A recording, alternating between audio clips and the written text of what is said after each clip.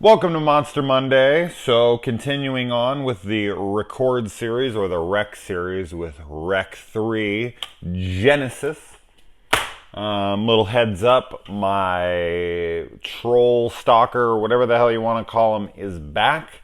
So if you see a comment below that looks like it's from me, make sure it's from me. Or if it looks like it's from another name. I've blocked already a few accounts, so I don't know how they'll get through, how many accounts they'll make to continue to do this. But don't worry about it. They'll be gone soon enough. They left before. They obviously need some form of attention, and fuck off. So just down in the comments, just look out for some asshole. You'll hopefully there isn't one, and we'll be done with that. But we'll see. Anyway, so record 3. Now this one starts found footage style for about 20 minutes, 21 minutes, I think. And then you have the opening credits, which is someone breaking the camera. Like, what the hell are you doing? Why would you be filming? Which is kind of the common trope of found footage of like, why the hell would you still be filming? This is inappropriate. Shut that shit off right now. No one wants you filming. Nobody wants a camera in their face. Get rid of it. This and that. So he smashes the camera. It shows the opening title card. And then boom, we move into mostly the rest of the film being a standard film, no found footage style to it, which was an interesting direction. Any other horror franchise that started found footage and tries to go more typical, normal film style, it doesn't really work out that well for him historically, whether that be Blair Witch 2, which I personally love, so I'm not in that camp, but most people don't like it. And then you have like The Last Exorcism Part 2, and then you have this one.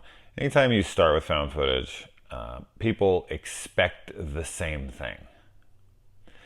It is an odd thing. I don't know exactly how I feel about it. Did I need Blair Witch 2 to be found footage? Absolutely not. I love the way they went with that. So that one's fine with me. Last Exorcism 2, I think it makes sense. Like, why would it be filmed again? It's just, you're really having to come up with ridiculous scenarios in order to make the camera need to exist. And I think that was something the Paranormal Activity franchise was so clever with, that they were able to keep making their found footage feel fresh by adding new elements, whether it was that oscillating fan that Dennis put the camera on, which was one of the more unique perspectives and gave a lot of really great scares in the movie. And then they went for the webcams on the computers mixed with the Xbox dots, and then they went with a kid getting a camera for his birthday, or his graduation, and then they moved to this 3D camera that could like show a spirit of the ghost, and it had all these like adjustments to it so they could actually see into the ghost dimension. So they really did kind of push around, but they did have to get pretty ridiculous, with, of course, the ghost camera in the 6th one. And so with this one, it was like, we don't want to be limited by that, so we'll introduce it at first with some found footage, and then we'll pop, in to a normal film from there on. But then there's still found footage in the movie, which is kind of odd to me. That they still have someone with a camera at certain points in the movie. Not a lot, but just still there's a guy filming. And what's weird is they introduce this cameraman, which his story is actually kind of sad because he's a bigger dude and he won't fit through where they're needing to exit. And so he's like, oh, I'm going to wait behind for you guys, come back for me. And, no one really does. And then the husband finds him there still, and he's killed himself waiting for them, like slit his wrists because he was left behind. And it was just really, really sad, like really sad. Anyway, But all that being said, getting back to where I was going with that, they introduced this guy's character, and he has this like sweet rig. He's got like this full on camera setup to where it's all like smooth shots, really high production, really, really crisp picture. Looks like a feature film when they show his footage. And I'm thinking, oh, they introduced this guy, perfect. He's gonna film all the events, and it's just gonna look like a normal film, but because it's this guy, it's technically still found footage. I was like, oh, that's kind of cool. It's a cool idea. And then they completely don't do anything with it. Why have that camera in this movie and not use it? It was a very odd choice. Like, hey, look, we could make it look like a normal film while also still sticking to the fact that it's found footage, and then just have the guy kill himself and that camera really never be used. What? Why? Like, why? I don't understand that. You kind of got the best of both worlds with that idea, and then you don't use it. I don't have any good reason for that. That makes no sense to me. Have that guy use his camera and then show that footage. Two birds, one stone. Like, anybody got anything for that? I'm so confused by that decision. Why even have it in the movie? Why introduce it? Why is that character here? Like, what's the point? Why have this really high-tech camera? It's subversion of expectations. Like, oh, we think that's the way they're going to go with it, but then they just go into an absolutely normal film style, which is going to turn found footage fans off, the ones who are there for the franchise to stay found footage, when you could have went around that and you already introduced the means to do so. It really is kind of angering and baffling to me why they would do that. Anyway, so this one's set on a wedding. It's like demons on your wedding day. Yeah, I like the setup. I like the atmosphere of a wedding day, and everything's supposed to be perfect, and then it just all goes to shit. And this Clara girl, whoo, what a stunning, beautiful woman. That's the kind of girl that you marry right there. Okay, personality for sure first, so who knows, maybe she's a shithead and she doesn't deserve it. But yeah, I'll be the douchebag and is like, yeah, visually that's what you want. That's what I want to marry. That might not be what I end up with. I don't really know. As long as me and whoever I end up with get along a whole hell of a while. Wow, I can't speak. See what happens when I become an asshole? My tongue stops working. It's like trying to save me from saying anything else. But yeah, that's definitely. She's a pretty lady. How about that? There we go. I don't think anyone's going to dispute that, but. Anyways, moving on. There's a guy there, and he's taking notes for wedding songs that are played so that they can get their royalties. Like, who's paying for that? The company that provides the music, or the wedding, or like, because it's a public setting? Is that a thing? Is that a thing? I don't know of anything like that in my country. I've been to a lot of weddings. I've been to a lot of events. I've been to a lot of, I went to a lot of karaoke. Although those aren't technically the songs because they're missing the vocal tracks. But a wedding having to pay for its royalties for the songs that it uses? Is that a thing? Is that something I have no idea that's a part of a wedding budget? Like, I didn't think so. I've never heard of such a thing, but I saw it in here and I was like, does that happen? What the fuck? That's the dude's job? He just goes around and listens to music at a wedding? I want that job. Are you kidding me? I love that the dudes in this go and throw on like full on night gear to take on these zombie demons. It's like, yes, please, thank you. I've talked about this so many times before. Throw on chainmail, throw on, leather jackets, throw on something they can't bite through. This is not that difficult of a concept.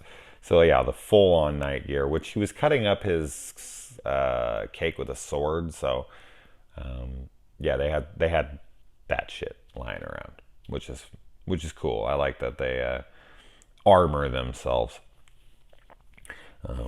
And so yeah, the wife and the husband are looking for each other the whole movie, and they just keep passing each other, and then we find out she's pregnant, and that's extremely tropey, but whatever. She's pregnant, and doesn't really all turn out that well for her, because sometimes that gives you that trump card of like, oh, I'm gonna survive. I'm pregnant now. But I feel like more times than not, lately in the last like decade or so, as soon as a chick announces she's pregnant, she dies, like in horror. It's just like a twofer that you don't even catch. Like, I don't know. I got into an argument once. I think it's probably still in the comments of Friday the 13th Part 3. The girl in that sleeps, screwing her boyfriend every 5 seconds. That's in the hammock. They're like, oh yeah, like he or she would get into an argument. She wasn't pregnant, idiot, this and that. And I was like, she says it in the film. No, she doesn't. Okay, go rewatch it. I don't know what to tell you. She's pregnant in the movie. She clearly says it multiple times. No. Okay, good argument. No. I mean, here's the proof. Will you still say no? But that's another example. That was in the 80s, too, of a pregnant woman getting butchered. I used to think that was, rare, but I feel like I see it all the time now. So, I don't know. And let me tell you, if you are too busy having sex to notice the zombie apocalypse, that's some good sex. That dude is either giving her some amazing sex, or she is, or both, or whatever's happening there. If you can miss the full-blown zombie apocalypse going on outside with everyone screaming and tables breaking and monsters jumping off of buildings and shit. If you can miss that because you're that invested in the sex that you're having with a girl you literally just met, this Natalie girl or whatever, she might be, that's the kind of girl you want to marry. There you go. That's the kind of girl you want to marry. Wow. Damn, man, my throat is so fucking clogged. And we get to see the events of 1 and 2 going on the TV in the background. So this is simultaneously going on around the exact same time. I'm assuming that, I think he says something about the uncle that comes, he got bit by somebody who looked dead, and I think it was over by that building. Something like that. They're connected in one way or another. So either he infected them or they infected him. I don't know, but because the movie's called Genesis, I would assume we were going to see the actual genesis of it. But I'm kind of just like, which one did which? I assume that he was bit by somebody that was part of the apartment building from Part 1. So I don't see how this is the genesis. I feel like the people in Part 1 are the genesis. So I don't know. And what took him so long to change? That makes no sense. He gets there during the day. He doesn't fully turn until nighttime. Freaking other people get bit in this, and they're changed within like 2 minutes.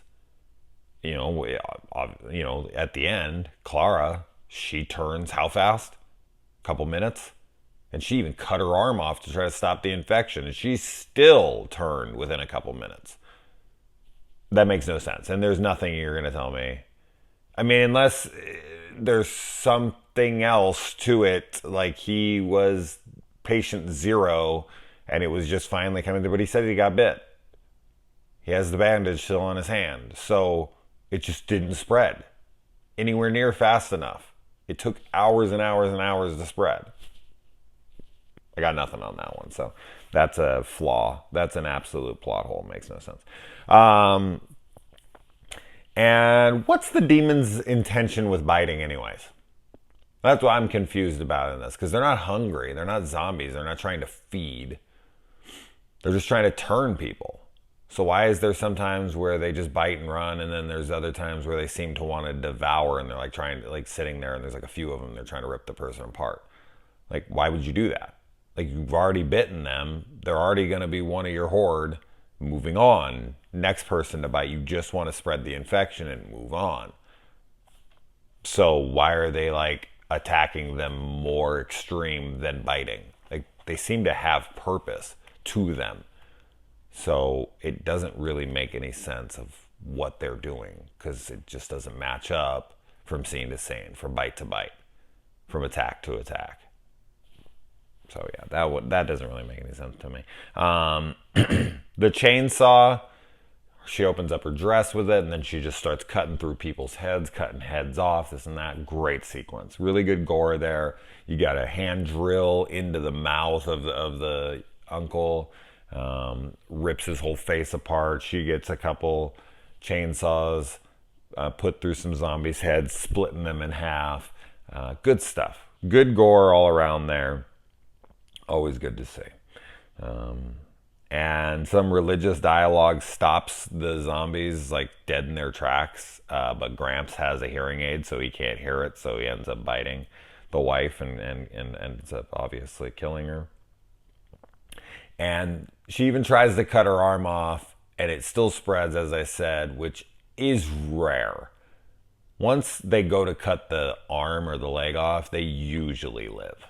Like, that's a real rare event. I can't think of one off the top of my head where they cut it off and it still turns them. I've seen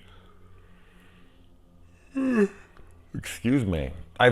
or two movies do it before, but very rare. For the most part, yeah, if you cut that limb off, you're pretty safe, unless you're in Brain Dead, and then you've got scratches everywhere. So they got to cut off every arm and every leg and the head. But yeah, it's got a real romantic ending. These guys are clearly crazy in love with one another. They almost were out. Gramps bites her. She cuts off his arm. He does everything he can to save her. She does everything she can to be saved, to save herself, to have her arm cut off. I mean, how many of you would be willing to have your arm lopped off? I mean, it seems like an easy decision in the moment. Oh, it's either this or death. Yeah, okay. Then you go cut your arm off in that situation. Let's see how fucking easy it is. But she does. She grits her teeth and she takes it, and then she wants to be with him, so they're walking around, and then she changes anyways, and he won't let her go. So he pulls a Return of the Living Dead Part 3, and he grabs up his bride, and he essentially walks into the flames, much like in Return of the Living Dead, except for this time he goes out past quarantine, and these guys are like telling him, don't do it, don't stop, or stop, go back. And he won't, because he wants to die with her. I don't want to live without her. And so he gives her one final kiss. She turns right in the middle of it, and she bites his tongue off, and then they're shot to death together, and he reaches his hand out, and they hold hands as they die. I guess you could look at this film and see it as some kind of, there's some kind of subtext of they had sex before wedlock, and so their little demon baby, their little spawn that was created through their unholy union, is what warranted this demonic possession on their wedding. Like, this shouldn't have been. She admits that she was pregnant, and clearly they weren't married when they had sex, that this baby's in there. And some religious people are about sex before wedlock, and in an unwed couple having a baby and this and that. It's ridiculous. I have children. I've never been married. Shame on me. Guess I'm going to hell for giving life. That sounds irrational. That sounds totally irrational. Yeah. I two of the most, angelic creatures on planet Earth were created by my sinful nature. How horrible. Religion is an interesting practice. Okay, anyways, so there you go. Rec 3. I think I talked about everything. I definitely got into what kind of chick you want to marry. You want to marry a chick that you don't notice the zombie apocalypse, or you want to marry a chick who, if the zombie apocalypse breaks out, she'll grab a chainsaw, cut some heads up, have her arm lopped off to be with you, and then you want to marry a guy who would do everything for you and even die in your arms because he can't go on without you. Now that is some love. Little advice there from who the fuck I am. All right, guys. So there you go. Rec 3 done. And then next week we'll cover Rec 4 Apocalypse. Adios.